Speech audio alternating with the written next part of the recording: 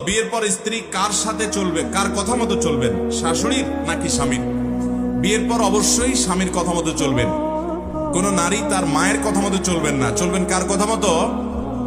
মা তার মর্যাদা অনেক বেশি, সন্দেহ নেই, কিন্তু বিয়ে হওয়ার পর তার মা বা বাবা আর স্বামী দুজনের কথার ভিতরে যদি কন্ট্রাডিক্টরি হয়, সাংঘর্ষিক হয়, একজন নারী কি করবেন?